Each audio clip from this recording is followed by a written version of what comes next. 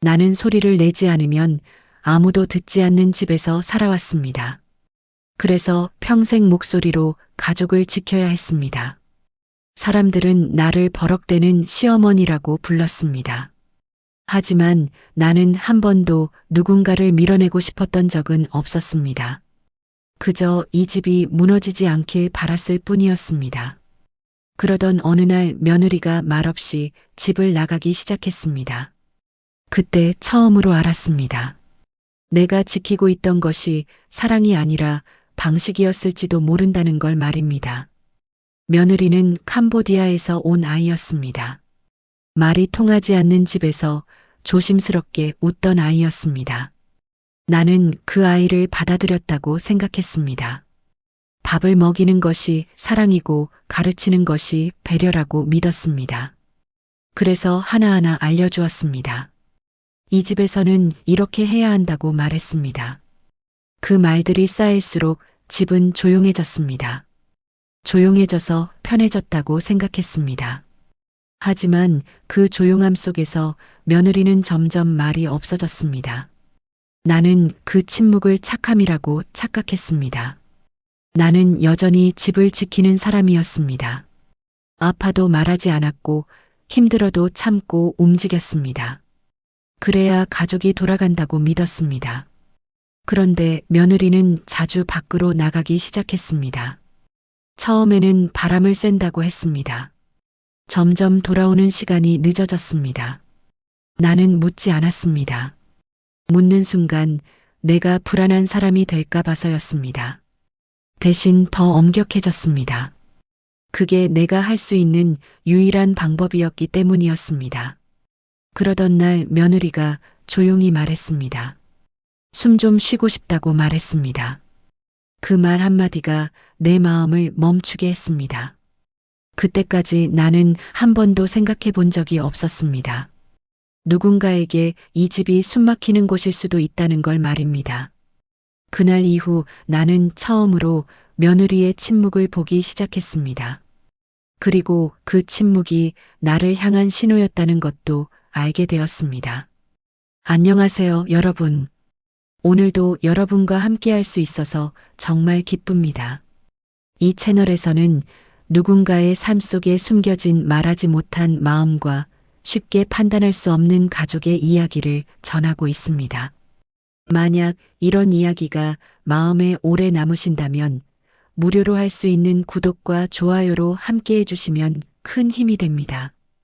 여러분의 작은 선택이 더 많은 이야기를 세상에 전할 수 있게 합니다. 그럼 지금부터 많은 분들이 자신의 이야처럼 느꼈다고 말씀해 주신 그 이야기를 시작해 보겠습니다. 나는 평생 집이 무너지지 않도록 버티는 사람이었습니다. 누군가는 그것을 고집이라고 불렀지만 나에게 그것은 생존이었습니다. 아침에 눈을 뜨면 가장 먼저 집안의 공기를 살폈습니다. 부엌에 불이 켜지고 물이 끓는 소리가 나야 하루가 시작되는 사람이었습니다. 식구들이 잠에서 깨기 전에 집은 이미 돌아가고 있어야 했습니다. 그래야 아무 일도 없는 하루가 된다고 믿었습니다. 아무 일도 없는 하루가 가장 좋은 하루라고 생각했습니다. 그래서 나는 늘 먼저 움직였습니다. 먼저 일어나고, 먼저 참고, 먼저 결정했습니다. 누군가는 그것을 통제라고 했지만 나는 책임이라고 생각했습니다. 내가 하지 않으면 아무도 하지 않을 것 같았습니다. 집안일은 물론이고 사람들의 기분까지 내가 관리해야 한다고 여겼습니다. 누군가 얼굴이 굳어 있으면 이유를 묻기보다 상황을 정리하려 했습니다. 문제가 커지기 전에 소리를 내서라도 덮어야 한다고 믿었습니다. 조용히 말하면 무시당하던 시절을 너무 오래 살아왔기 때문이었습니다. 젊었을 때 나는 말이 없는 사람이었습니다. 말을 해도 바뀌는 것이 없다는 걸 빨리 배웠습니다. 그래서 나는 행동으로 증명하는 사람이 되었습니다. 몸을 쓰고 시간을 쓰고 감정을 쓰는 사람이었습니다.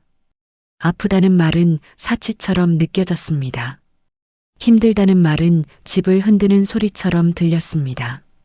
그래서 나는 아파도 참고 힘들어도 웃었습니다. 웃지 않으면 불안해지는 사람들이 주변에 많았기 때문이었습니다.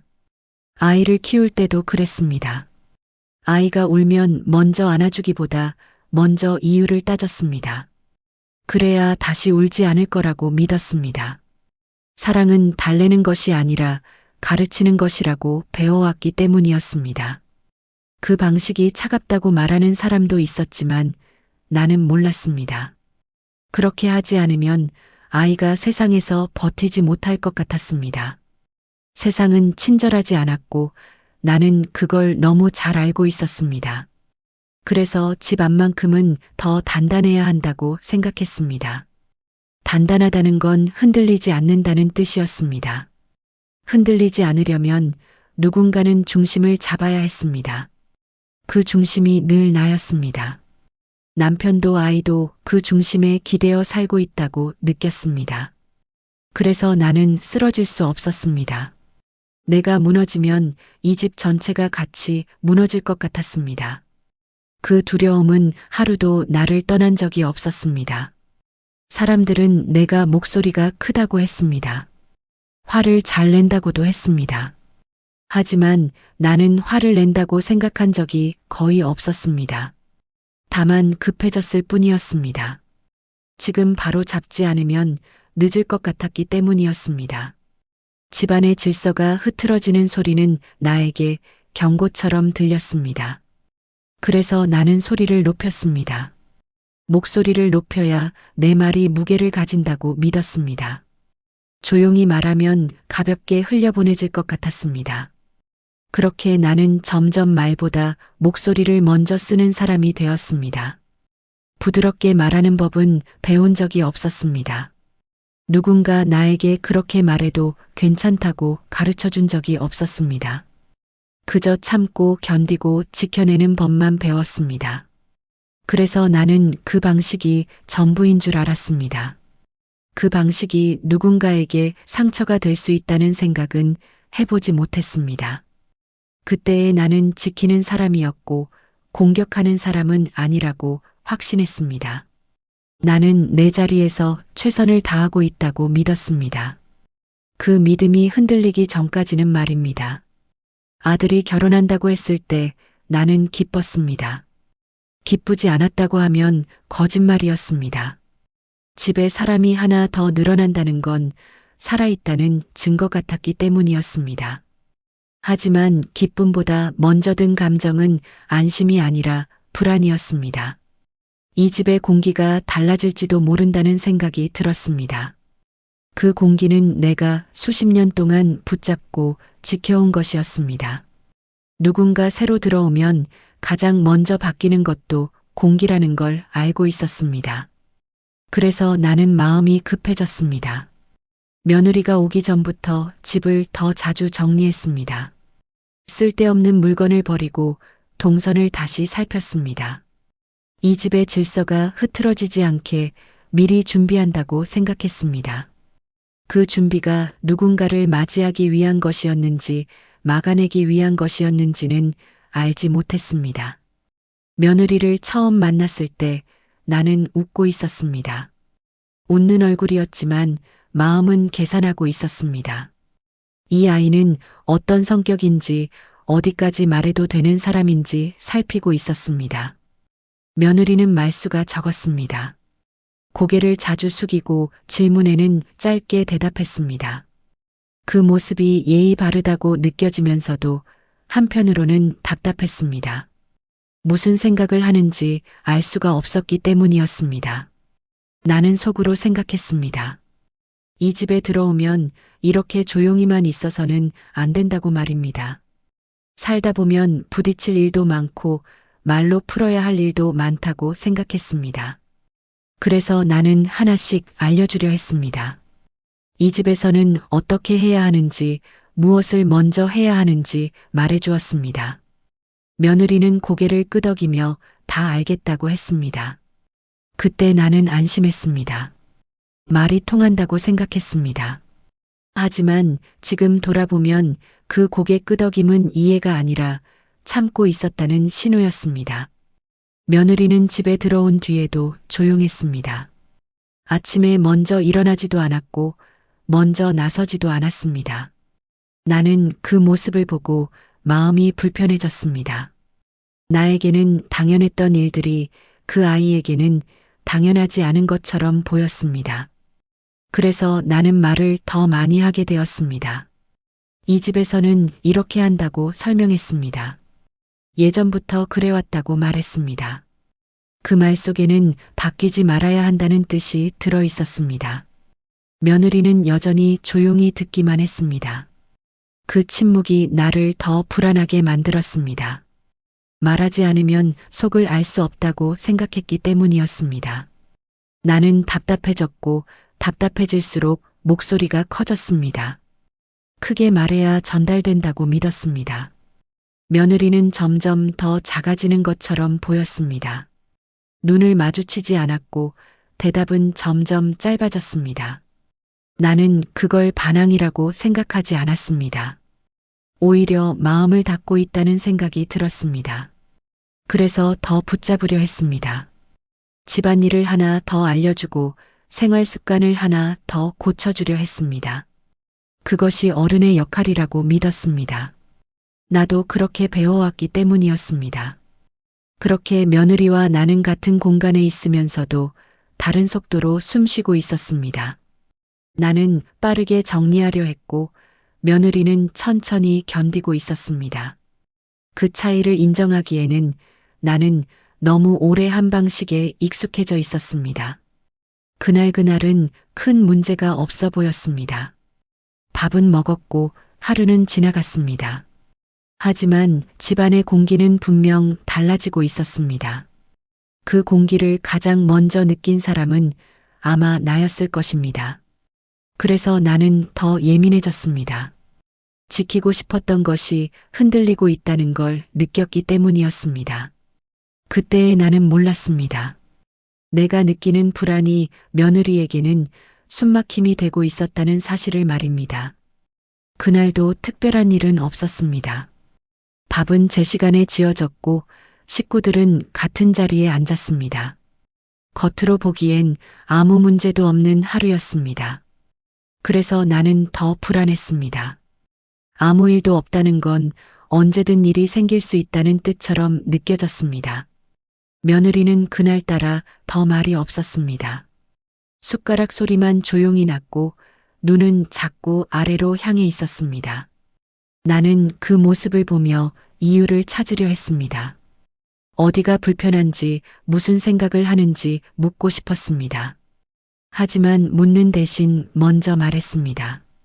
밥이 식는다고 말했고 반찬은 이렇게 먹는 게 낫다고 했습니다. 말은 생활 이야기였지만 속마음은 확인하고 싶다는 쪽에 가까웠습니다. 며느리는 대답하지 않았습니다. 고개만 살짝 끄덕였을 뿐이었습니다. 그 순간 나는 이상하게도 무시당한 기분이 들었습니다. 아무 말도 하지 않는데 왜 내가 혼자 말하는 사람이 된 것 같았기 때문이었습니다. 그래서 나는 목소리를 조금 더 높였습니다. 들으라는 뜻이었습니다. 화를 낼 생각은 없었습니다. 다만 대답을 듣고 싶었습니다. 그런데도 며느리는 여전히 조용했습니다. 그 침묵이 나를 점점 더 급하게 만들었습니다. 급해지면 나는 늘 같은 선택을 했습니다. 목소리를 키우는 쪽이었습니다. 그날도 그랬습니다. 말이 길어졌고 설명이 많아졌습니다. 이 집에서는 어떻게 해야 하는지 다시 이야기했습니다. 며느리는 그 자리에 앉아 있었지만 멀어지고 있는 것처럼 보였습니다. 눈빛이 달라졌기 때문이었습니다. 나는 그 눈빛을 오래 보지 못했습니다. 마주보면 무너질 것 같았기 때문이었습니다. 그래서 더 말했습니다. 말을 멈추면 내가 잘못한 사람이 될 것 같았습니다. 그날 식사는 그렇게 끝났습니다. 큰 소리가 오간 것도 아니었고 누가 울지도 않았습니다. 그래서 더 찜찜했습니다. 문제가 생겼다는 확신은 없었지만 어딘가 어긋났다는 느낌은 분명했습니다. 며느리는 방으로 들어갔고 나는 부엌에 남았습니다. 설거지를 하며 생각했습니다. 내가 너무했나 하고 잠시 떠올렸다가 곧 지웠습니다. 이 정도 말도 못하면 어떻게 사나 싶었습니다. 그 생각은 나를 안심시키기도 했고 동시에 외롭게 만들기도 했습니다. 왜냐하면 그 말을 해주는 사람이 나밖에 없는 것 같았기 때문이었습니다. 그날 밤 나는 쉽게 잠들지 못했습니다. 집안은 조용했지만 마음은 계속 움직이고 있었습니다. 내가 지키고 있다고 믿었던 것이 정말 지켜지고 있는지 스스로에게 물었습니다. 답은 쉽게 나오지 않았습니다. 그래서 나는 다시 다짐했습니다. 내가 더 단단해져야 한다고 말입니다. 그 다짐이 또 다른 어긋남의 시작이 될 줄은 그때 알지 못했습니다.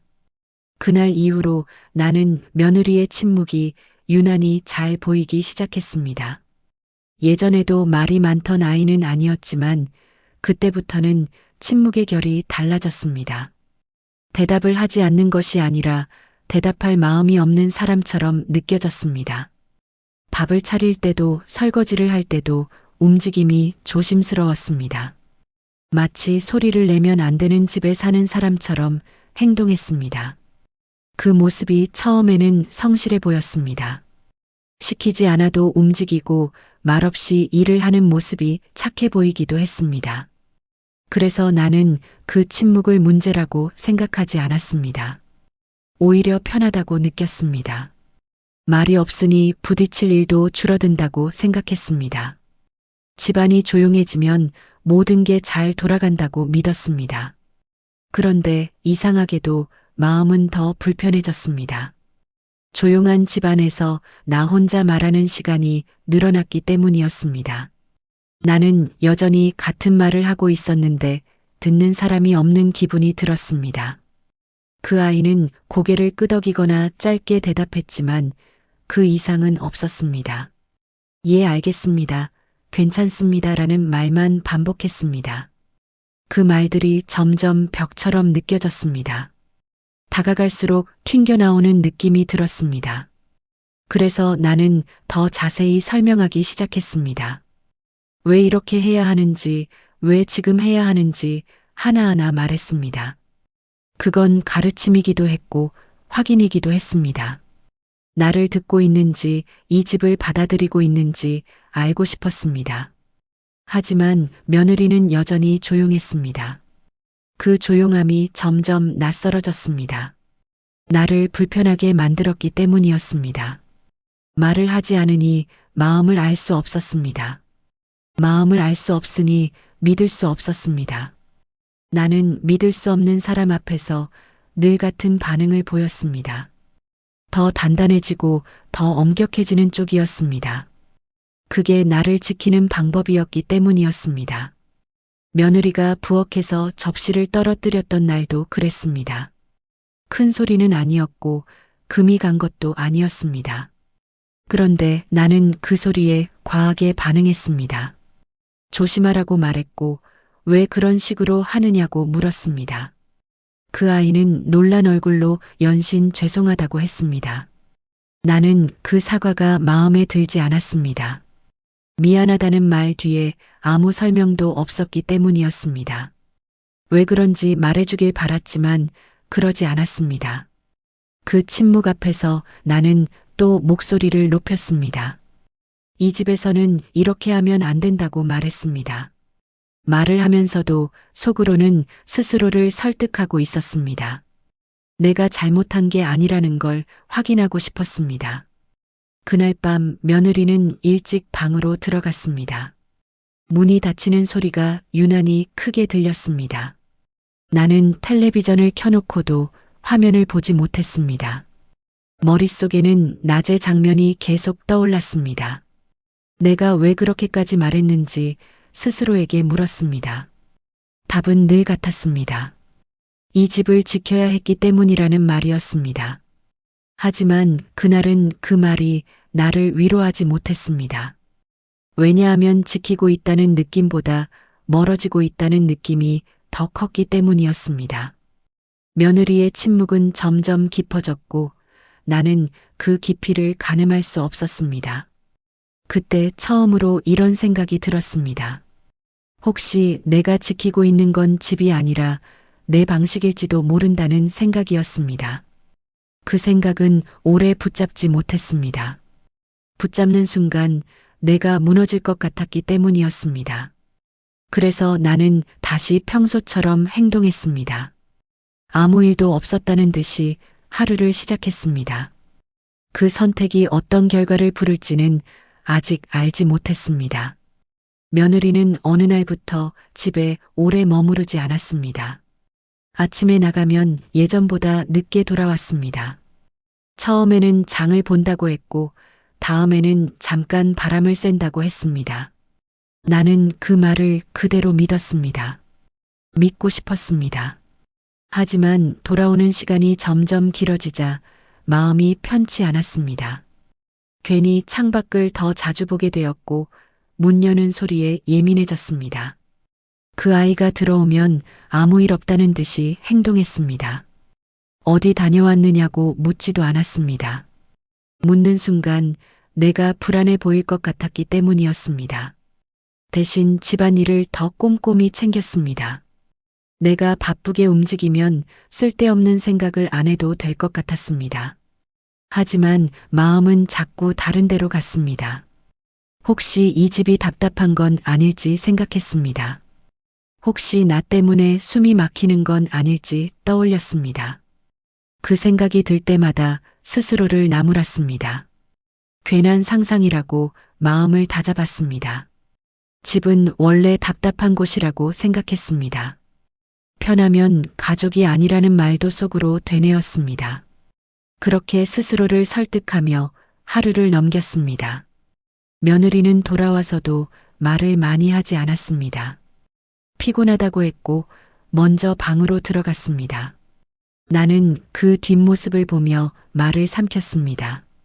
괜히 건드렸다가 더 멀어질까 봐서였습니다. 그날 밤 나는 잠자리에 누워서 오래 생각했습니다. 이 집에서 내가 해야 할 역할이 무엇인지 떠올렸습니다. 지켜야 하는 사람이라는 생각은 여전했습니다. 그런데 무엇을 지키는지 정확히 말할 수 없었습니다. 집인지 질서인지 아니면 나 자신인지 헷갈리기 시작했습니다. 며느리가 집 밖으로 나가는 시간이 늘어날수록 내 마음은 더 좁아졌습니다. 괜히 작은 소리에도 화들짝 놀랐습니다. 전화가 울리면 괜히 가슴이 내려앉았습니다. 이런 감정을 들키고 싶지 않았습니다. 그래서 더 무심한 척했습니다. 괜찮은 척을 하면 정말 괜찮아질 거라 믿었습니다. 어느 날 며느리가 늦게까지 돌아오지 않았던 날이 있었습니다. 해는 이미 졌고 저녁도 한참 지났습니다. 나는 밥을 차리지도 치우지도 못한 채 부엌에 서 있었습니다. 시계만 계속 보았습니다. 연락을 해야 할지 말아야 할지 망설였습니다. 전화 한 통이면 끝날 일이었지만 그 한 통이 쉽지 않았습니다. 내가 간섭하는 사람처럼 보일까 봐서였습니다. 결국 전화를 하지 않았습니다. 문이 열리고 며느리가 들어왔을 때 나는 아무 말도 하지 않았습니다. 그 아이도 아무 말 없이 방으로 들어갔습니다. 그 순간 집안이 너무 크게 느껴졌습니다. 같은 공간에 있으면서도 서로 다른 곳에 있는 기분이 들었습니다. 나는 그날 처음으로 이 집이 비어 있다는 생각을 했습니다.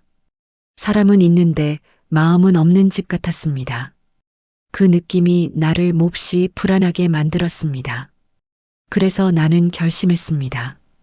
이대로 두면 안 되겠다고 생각했습니다. 무언가를 바로 잡아야 한다고 느꼈습니다. 그 방법이 옳은지는 알 수 없었습니다. 다만 가만히 있으면 더 멀어질 것 같았습니다. 그 선택이 어떤 결과를 가져올지 알지 못한 채 나는 다음 말을 준비하고 있었습니다. 그날은 더는 미룰 수 없다는 생각이 들었습니다. 며느리가 다시 늦게 들어온 날이었습니다. 아무 말도 하지 않으면 이 집이 그대로 무너질 것 같았습니다. 그래서 나는 먼저 입을 열었습니다. 어디 다녀왔느냐고 물었습니다. 평소보다 낮은 목소리로 말하려고 애썼습니다. 하지만 말끝이 조금 떨렸습니다. 며느리는 잠시 멈칫하더니 잠깐 바람을 쐬었다고 했습니다. 나는 그 대답이 마음에 들지 않았습니다. 왜냐하면 그 말이 너무 짧았기 때문이었습니다. 나는 더 묻고 싶어졌습니다. 누구랑 있었는지, 왜 그렇게 늦었는지 하나씩 확인하고 싶었습니다. 그 마음이 얼굴에 드러났는지 며느리는 고개를 숙였습니다. 그 모습이 나를 더 답답하게 만들었습니다. 그래서 나는 말을 이어갔습니다. 이 집에 들어왔으면 이 집 방식이 있다는 말을 했습니다. 걱정돼서 묻는 거라고 덧붙였습니다. 그 말은 절반만 진심이었습니다. 나머지 절반은 불안이었습니다. 며느리는 한참 말이 없었습니다. 그러다 조용히 입을 열었습니다.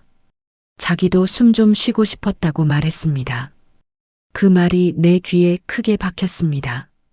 숨이라는 단어가 마음을 찔렀기 때문이었습니다.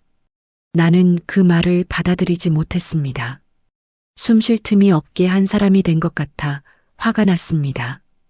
그래서 나는 목소리를 높였습니다. 이 집에서 숨 못 쉬게 한 적 없다고 말했습니다. 누구보다 잘해줬다고 생각했습니다. 그 말을 하면서도 마음 한쪽이 쓰렸습니다. 며느리는 눈을 들지 않은 채 말을 이어갔습니다. 한국에 와서 늘 조심했다고 했습니다. 말 한마디 행동 하나가 눈치 보였다고 했습니다. 그 말을 듣는 순간 나는 얼어붙었습니다. 그 아이가 그렇게 느끼고 있었다는 걸 처음 들었기 때문이었습니다. 하지만 그 마음을 바로 받아들이지 못했습니다. 인정하면 내가 잘못한 사람이 될 것 같았습니다. 그래서 나는 다시 방어했습니다. 다 너 잘되라고 하는 말이었다고 했습니다. 그 말은 늘 내가 쓰던 말이었습니다. 가족을 위해서라는 말로 모든 것을 덮어왔습니다. 며느리는 그 말을 듣고 고개를 끄덕였습니다. 하지만 그 끄덕임에는 순응이 없었습니다. 체념 같은 것이 보였습니다. 그 모습이 나를 더 불안하게 만들었습니다. 나는 그 아이가 멀어지는 소리를 듣는 것 같았습니다. 그래서 나는 마지막으로 말했습니다. 나도 사람이고 나도 힘들다고 말했습니다. 그 말은 처음으로 꺼낸 진심이었습니다. 며느리는 그제야 나를 잠시 바라봤습니다. 눈이 마주쳤지만 오래 이어지지는 않았습니다. 그날 대화는 그렇게 끝났습니다. 누가 이긴 것도 진 것도 아니었습니다. 하지만 분명히 무언가가 바뀌었습니다. 말하지 않아도 알 수 있었습니다. 그날 이후 집안 공기는 이전과 달라졌습니다. 조용했지만 더 무거웠습니다. 나는 그날 밤 잠을 이루지 못했습니다. 머릿속에서는 며느리의 말이 계속 맴돌았습니다. 숨쉬고 싶다는 말이 자꾸 되돌아왔습니다. 그 말을 지워보려고 애썼지만 잘 되지 않았습니다. 처음으로 내 방식이 누군가에게는 짐이 될 수 있다는 생각이 들었습니다. 그 생각은 나를 흔들어 놓았습니다. 흔들리면 무너질까봐 두려웠습니다. 그래서 나는 더 단단해져야 한다고 스스로에게 말했습니다. 하지만 그 다짐은 예전처럼 힘이 있지 않았습니다. 그날 이후 나는 알고 있었습니다. 이제는 돌아갈 수 없다는 것을 말입니다. 며느리가 집을 비운 날이 있었습니다. 아무 말도 없이 나간 것은 아니었습니다. 잠시 다녀오겠다고 했습니다. 그 말이 평소와 다르지 않아서 나는 대수롭지 않게 여겼습니다. 하지만 시간이 지나도 돌아오지 않았습니다. 해가 지고도 소식이 없었습니다. 나는 일부러 시계를 보지 않으려 했습니다. 보는 순간 불안이 커질 것 같았기 때문이었습니다. 그런데도 마음은 자꾸 그 아이에게로 갔습니다. 어디에 있는지 누구와 있는지 상상하기 시작했습니다. 그 상상은 나를 괴롭혔습니다. 그래서 나는 일부러 바쁘게 움직였습니다. 집안을 정리하고 필요 없는 물건을 정리했습니다. 손이 멈추면 생각이 따라올 것 같았습니다. 그때 전화가 울렸습니다. 며느리였습니다. 조심스러운 목소리로 조금 늦을 것 같다고 했습니다. 나는 괜찮다고 말했습니다. 정말 괜찮은지 스스로에게 묻지 않았습니다. 전화는 짧게 끝났습니다. 그날 밤 나는 며느리가 없는 집에서 혼자 밥을 먹었습니다. 숟가락 소리가 유난히 크게 들렸습니다. 그 소리가 나를 더 외롭게 만들었습니다. 그때 처음으로 이런 생각이 들었습니다. 저 아이는 지금 어디에 있어도 편하지 않겠구나 하는 생각이었습니다.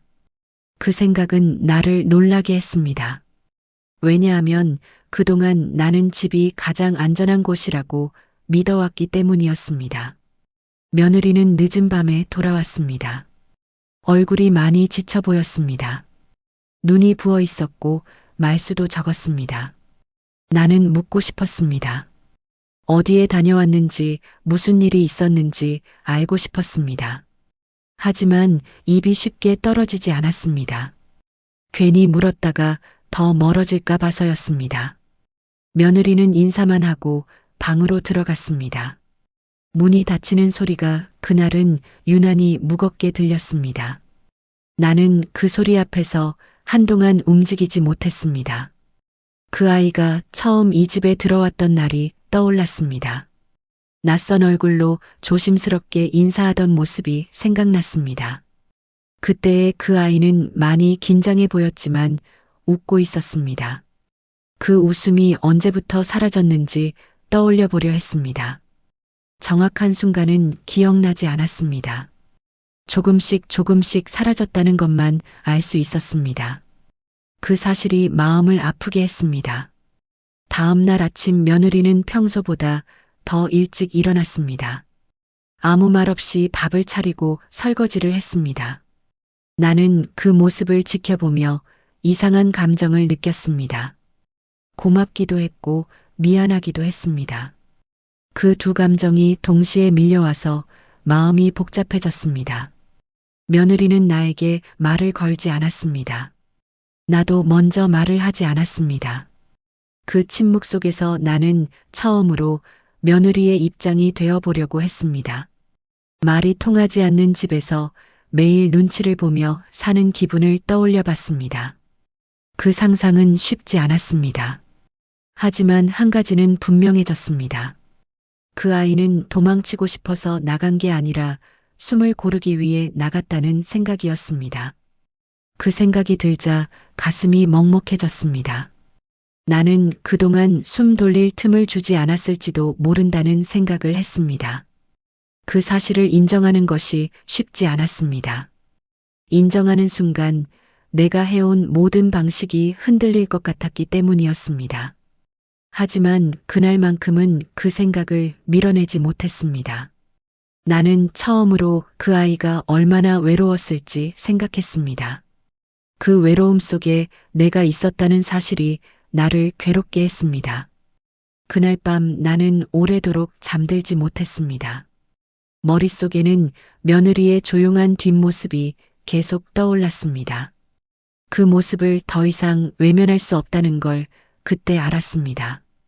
며느리가 다시 집을 나가겠다고 말했을 때 나는 붙잡지 않았습니다. 그 말이 놀랍게도 내 입에서 먼저 나왔습니다. 다녀오라고 말했습니다. 괜히 서두르지 말고 천천히 오라고 덧붙였습니다. 그 말을 하고 나서야 내가 무엇을 말했는지 깨달았습니다. 예전의 나였다면 절대 하지 않았을 말이었습니다. 며느리는 잠시 나를 바라보았습니다. 그 눈빛에는 경계도 놀람도 섞여 있었습니다. 나는 그 눈빛을 피하지 않았습니다. 처음으로 끝까지 바라보았습니다. 그 아이는 고개를 끄덕이고 조용히 나갔습니다. 문이 닫히는 소리는 예전처럼 날카롭지 않았습니다. 나는 그 자리에 한동안 서 있었습니다. 마음이 이상하게 가벼웠습니다. 무언가를 잃은 것 같기도 했고 동시에 내려놓은 것 같기도 했습니다. 그날 나는 혼자 부엌에 앉아 오래 생각했습니다. 왜 그렇게 붙잡고 살았는지 스스로에게 물었습니다. 집을 지켜야 한다는 생각이 전부였던 삶을 떠올렸습니다. 그 안에서 나는 늘 중심에 서 있었습니다. 중심에서 흔들리면 안 된다고 믿었습니다. 그래서 더 세게 말했고 더 단단해지려 했습니다. 하지만 그 중심이 누군가에게는 벽이었을지도 모른다는 생각이 들었습니다. 그 벽에 부딪혀 며느리가 다치고 있었을지도 모른다는 생각이 가슴을 찔렀습니다. 나는 그동안 사랑을 가르친다고 생각했습니다. 하지만 사랑은 가르치는 게 아니라 내어주는 것이라는 걸 늦게 깨달았습니다. 그날 저녁 며느리는 생각보다 빨리 돌아왔습니다. 조심스럽게 문을 열고 들어왔습니다. 나는 아무 말도 하지 않았습니다. 그 아이도 아무 말 없이 자리에 앉았습니다. 잠시 침묵이 흘렀습니다. 그 침묵은 불편하지 않았습니다. 오히려 숨 쉴 수 있는 공간처럼 느껴졌습니다. 나는 그때 말했습니다. 그동안 많이 힘들었을 것 같다고 말했습니다. 미안하다는 말은 바로 나오지 않았습니다. 하지만 그 말 안에 담겨 있었습니다. 며느리는 고개를 숙인 채 한참을 말하지 않았습니다. 그러다 조용히 괜찮다고 말했습니다. 그 괜찮다는 말이 완전한 용서는 아니라는 걸 알고 있었습니다. 그래도 그 말이 얼마나 큰 건지 알 수 있었습니다. 그날 우리는 많은 말을 하지 않았습니다. 하지만 이전보다 더 가까이 앉아 있었습니다. 그 거리 변화가 나에게는 큰 변화였습니다. 나는 그날 처음으로 알았습니다. 붙잡지 않아도 가족은 무너지지 않는다는 것을 알게 되었습니다. 통제하지 않아도 사랑은 사라지지 않는다는 것도 알게 되었습니다. 며느리를 내 사람으로 만들려 했던 마음을 내려놓았습니다. 그 아이는 이미 한 사람이라는 걸 인정했습니다. 그 인정이 나를 더 편하게 만들었습니다. 나는 이제 목소리를 낮추는 연습을 하고 있습니다. 조용히 말해도 누군가는 들을 수 있다는 걸 배우고 있습니다. 아직도 가끔은 옛 방식이 튀어나옵니다. 그럴 때마다 스스로를 멈추게 합니다. 손을 꽉 쥐던 습관을 풀어봅니다. 완벽한 시어머니가 되지는 못할 것입니다. 하지만 적어도 무서운 사람으로 남고 싶지는 않습니다. 며느리가 이 집을 숨막히는 곳이 아니라 돌아오고 싶은 곳으로 기억하길 바랍니다. 그 마음으로 하루를 시작합니다. 이제 나는 집을 지키는 사람이 아니라 함께 사는 사람이 되고 싶습니다. 그렇게 살아보려고 합니다. 오늘 이야기를 들으며 여러분은 어떤 마음이 가장 먼저 떠오르셨나요? 누군가의 말 한마디, 침묵 하나가 사실은 오래 참아온 마음이었을지도 모릅니다. 가족이라는 이름 아래 우리는 너무 쉽게 버텨왔고 너무 늦게 이해했을지도 모릅니다. 이 이야기가 여러분 마음 한쪽에 조용히 남아있다면 그것으로 충분합니다. 여러분의 이야기도 댓글로 남겨주세요. 여기서는 누구도 판단하지 않습니다. 오늘도 함께 해주셔서 고맙습니다. 건강하시고 항상 행복하세요.